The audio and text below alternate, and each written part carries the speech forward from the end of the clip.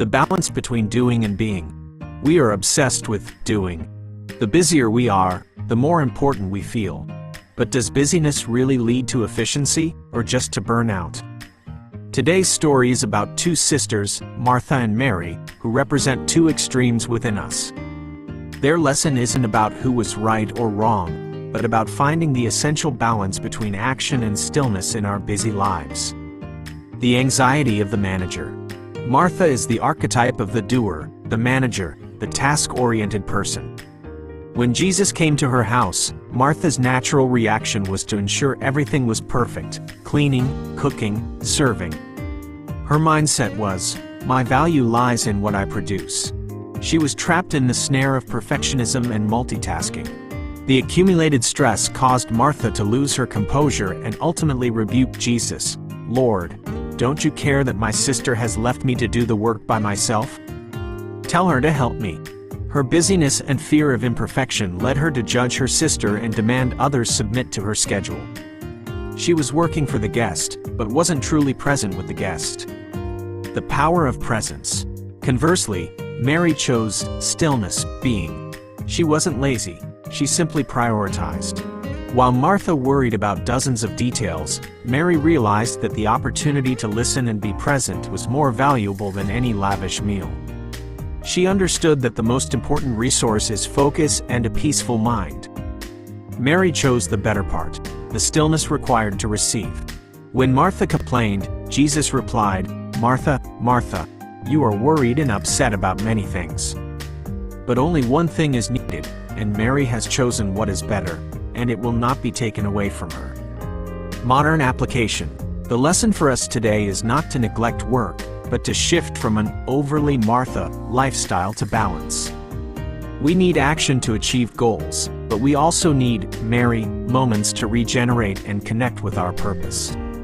Ask yourself, what on my to-do list is essential, and what is merely being worried and upset about many things? If you don't take time to sit down and listen to your body, your soul, your ideas, you will forever be stuck in a cycle of inefficient action. Mary's stillness is the foundation for Martha's true effectiveness. High-value leadership, the power of individual attention. In the world of business and management, we often focus on the majority. 99% of satisfied customers, 99% of employees meeting targets. But what happens to the remaining 1%? Today's parable, the parable of the lost sheep, challenges our majority-first philosophy. It teaches leaders an invaluable lesson about the unconditional value of every individual and the importance of never leaving anyone behind. The parable and leadership psychology. In the parable, a shepherd has 100 sheep, but one goes astray. The natural, economically rational response would be, 99 are still here. Don't worry about the one. But the shepherd did the exact opposite. He left the 99 safe in the pasture and began the arduous search for the one single lost sheep. This action demonstrates a clear priority. Every individual possesses absolute value. A true leader does not calculate the cost of finding someone who is lost. In modern management, this means you are willing to dedicate time and resources to an employee in crisis, a disappointed customer, or a family member who has strayed, even if it seems economically inefficient. The strength of individual care. When the shepherd finds the sheep, he doesn't scold it for wandering off. Instead, he joyfully places it on his shoulders and throws a celebration. This is a lesson in unconditional inclusion. The return of a person is a cause for celebration, not for criticism. The power of individual attention is its ability to transform disappointment into loyalty. For employees, caring about their personal issues can create a deeper commitment than any bonus. For customers, thoroughly resolving a complaint will turn them into your most loyal advocates. Never underestimate the power of making someone feel like a priority. Application. Who is the lost sheep in your life today? It might be an employee struggling with burnout, an old friend you've lost touch with, or even yourself who has strayed from the original goal. Apply the shepherd's philosophy. Actively seek. Don't wait for them to return. Pick up the phone, send an email, or meet in person. Accept the wandering. Don't judge the reason they strayed. Focus only on bringing them back. Celebrate the return. When they come back, welcome them with inclusion and trust, not with suspicion. Remember, sometimes, your biggest investment lies where the risk is highest, in those who feel abandoned. Finding your core value, the parable of the pearl and the hidden treasure. Modern life is a supermarket of choices. We have too many good things, yet rarely acquire the best thing. The dispersion of energy and resources is the main cause of mediocrity. Today's story, through the parable of the hidden treasure and the pearl of great price, teaches us the art of identifying and pursuing one ultimate purpose.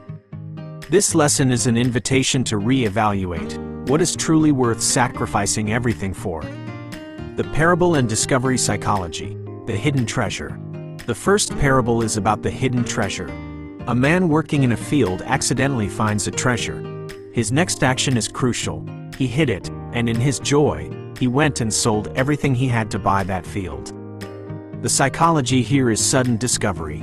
The farmer knew immediately that the treasure's value far surpassed all his current possessions. He didn't hesitate. The lesson is, when you find your true purpose, your ideal career, a breakthrough idea, a sacred relationship, the trade-off becomes easy because the value you gain is infinitely greater. Discernment and sacrifice, the pearl of great price. The second parable is about the pearl of great price. Unlike the sudden discovery, this is the story of a merchant with experience and discernment.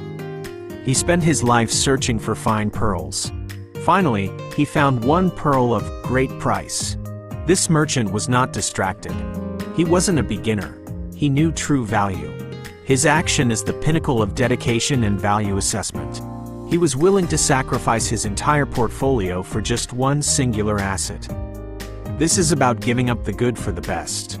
Trading for a higher purpose. The essential lesson is about the willingness to sacrifice. Both individuals in the parables shared one thing: they sold everything they had. This isn't just about money, it's about resources, time, old habits, and less important commitments. In modern life, what is your pearl of great price? It might be a career that demands 100% of your time, a marriage that requires absolute commitment, or a health goal that demands iron discipline. If you are not willing to sell off the trivial things, like time spent on social media, toxic relationships, or projects that don't align with your core value, you will never have enough resources to own the most valuable pearl. Focus demands ruthless elimination. After hearing this story, have you identified the treasure, or pearl, of your life? And more importantly, what are you willing to sell to acquire it? Share your sacrifice decision in the comments below. And don't forget to subscribe to the channel so you don't miss our next meaningful lessons. See you again soon.